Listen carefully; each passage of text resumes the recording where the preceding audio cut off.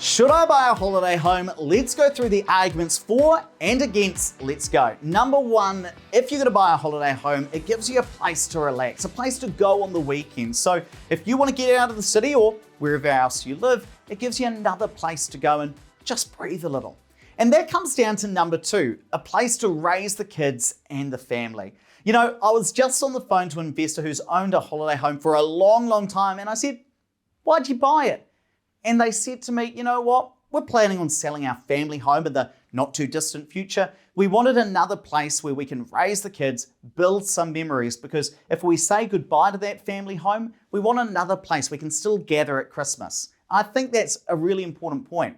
Number three, this is an interesting one. It's a good place to store your stuff. Now, I don't just mean anything that you can't fit into your house. I mean all of the equipment that you might need to do the sports you like. So let's say you like to do stand-up paddleboarding or wakeboarding on a lake.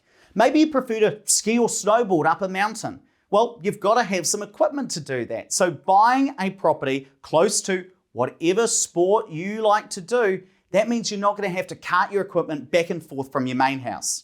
Now, argument number four, and I hear this a lot, is that they say it's a good investment. And you might think that because you can rent it out on batch care or Airbnb perhaps, and of course you will likely get some capital growth as well, but we'll come back to the numbers on whether it's a good investment or not in a second. Let's come across to those arguments against buying a holiday home. Number one is the extra costs incurred, because it's not just the mortgage. That's not the only thing you have to pay when you buy a holiday home. There's rates, insurance, maintenance, even electricity, because you've still got to keep the fridge and the freezer running while you're away.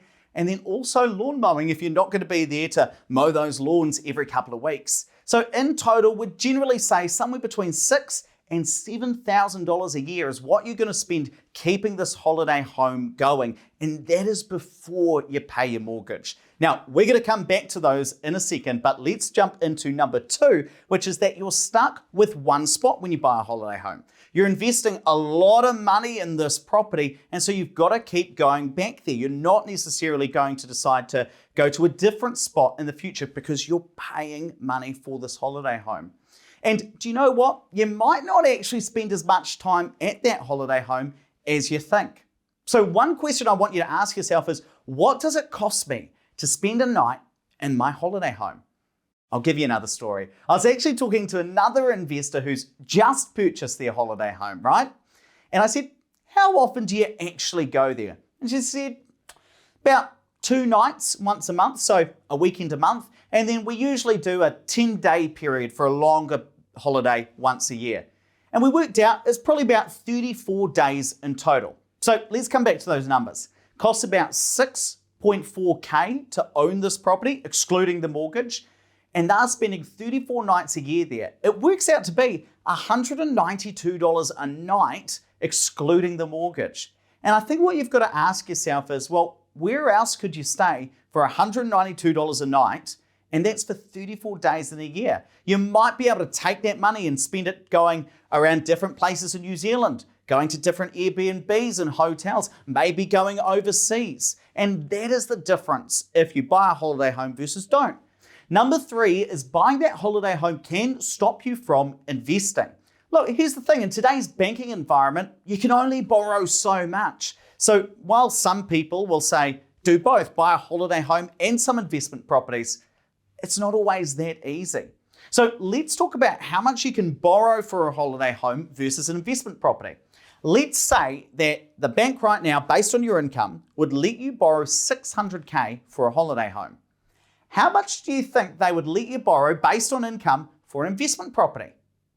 Based on my numbers, $869K. That's almost $270,000 more for the investment property as opposed to the holiday home, 45% more. Now, you might be thinking, well, why is that the case?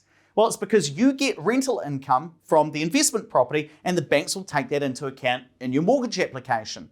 But if you're buying that holiday home, they may not accept your batch care or Airbnb income.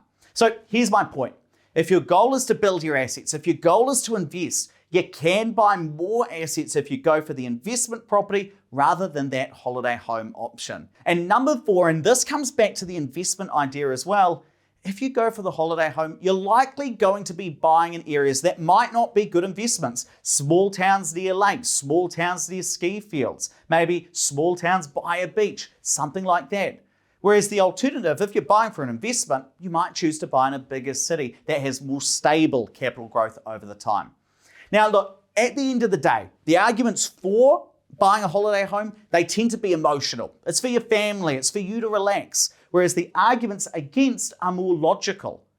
Hey, how long are we actually going to spend there a year? And is there a better investment for us that we could purchase? So it is a battle between your head and your heart, but let's wrap it up by going through who holiday homes are the right fit for and who they are the wrong fit for.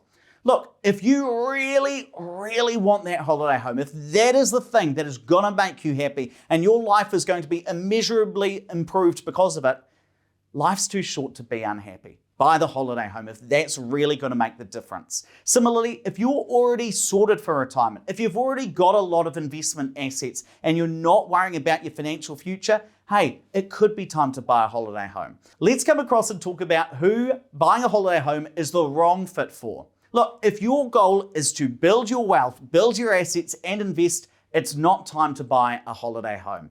If you haven't even started planning for your retirement yet, if you haven't sorted out your long-term financial position, it's not time to buy a holiday home yet. You've got to sort that out first and then decide to buy that holiday home after you've done that and you're in the position to do that, because you've got to sort out that long-term goal first.